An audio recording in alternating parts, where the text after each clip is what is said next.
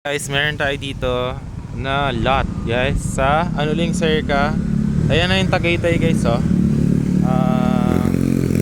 112 square meter, clean title. Ayan na yung Tagaytay, yung may thank you.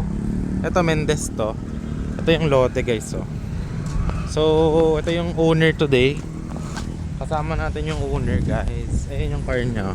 So naka-clean title sa kanila. Ito, yung lote nila. Ayan siya, ayan. So yan, 112 square meter, ayan siya, nakabakod na. So clean title, 1.9 million. Sila na yung bayad sa transfer title, okay? So yan, ayan yung pasukan, nasa subdivision siya. Ayan, may kuryente, may water. Ayan yung kalsada, ayan yung owner guys, kasama natin ngayon. So ayan siya, 112 square meter. Tapos clean title, ito yung school ng Mendez. Ayan, kung interested kayo, message lang kayo sa Viber, WhatsApp natin. Ayan, malamig, no? Walang restriction ng house. Okay?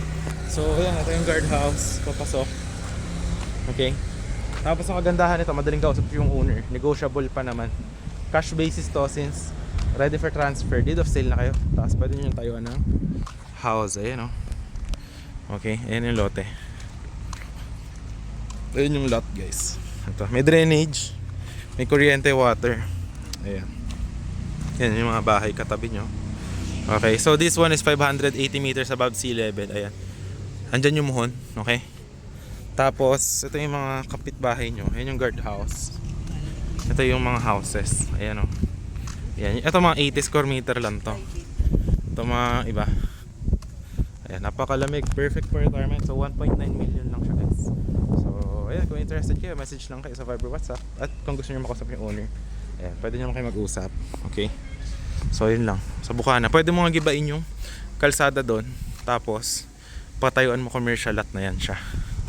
So yun guys, no? Okay? So thanks for watching and hope to see you soon. Okay?